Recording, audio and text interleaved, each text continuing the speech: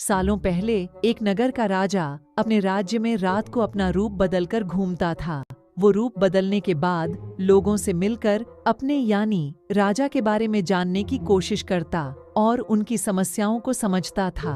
एक रात जब वह नगर घूम कर आया तो अचानक जोर से बारिश होने लगी। उसने देर किए बिना एक गरीब के घर का दरवाजा खटखटाया। राजा के दरवाजा खटखटाने के बाद घर से एक व्यक्ति निकला। वह एक गरीब किसान था जो अपनी पत्नी और बच्चों के साथ रहता था। बारिश तेज थी तो किसान ने राजा को अंदर आने के लिए कहा। भाई एक काम करो, आप अंदर आ जाओ। बारिश बाहर बहुत तेज है, तुम भीग जाओगे। राजा ने घर में जाने के बाद पूछा, क्या आप मुझे कुछ खिला सकते हैं? मुझे बहुत तेज भूख लगी है।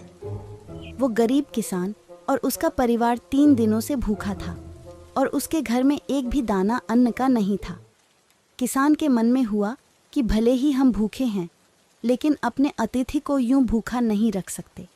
अब किसान ये सोच सोच कर बेचैन हो गया कि अपने अतिथि का पेट कैसे भरा जाए। तभी उसने घर के सामने वाली दुकान से चावल चुराने की तरकीब सोची। उसने सिर्फ अतिथि के लिए ही 2 मुट्ठी चावल लिया और उसे पकाकर राजा को खिला दिया। तुम्हारा बहुत बहुत धन्यवाद। भगवान तुम्हारा भला करे। तब तक बारिश रुक गई थी और राजा अपने घर चला गया। दूसरे दिन दुकान का मालिक अनाज की चोरी की शिकायत लेकर राजा के पास पहुंचा।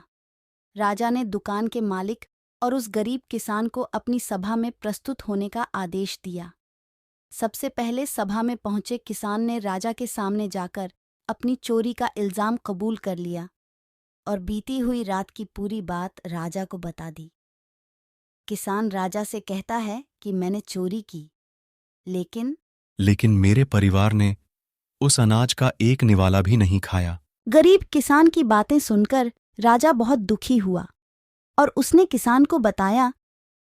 अतिथि के रूप में मैं स्वयं तुम्हारे घर आया था। इसके बाद राजा ने सभा में पहुंचे दुकानदार से पूछा, क्या आपने अपने पड़ोसी को चोरी करते हुए देखा था? दुकानदार ने जवाब दिया। हाँ, रात में मैं इसे चोरी करते हुए देखा था। दुकानदार की बात सुनने के बाद राजा कहता है, इस चोरी के लिए मैं पहले जिम्मेदार हूँ और दूसरा तुम हो, क्योंकि तुमने अपने पड़ोसी को अनाज की चोरी करते हुए देखा मगर कभी उसके भूखे परिवार को नहीं देखा। तुम अपने पड़ोसी होने का धर्म बिल्कुल नहीं निभा पाए। इतना कहने के बाद राजा ने दुकानदार को सभा से जाने के लिए कह दिया और किसान की अतिथि निष्ठा भाव को देखकर उसे 1000 सोने के सिक्के इनाम के रूप में दे दिया।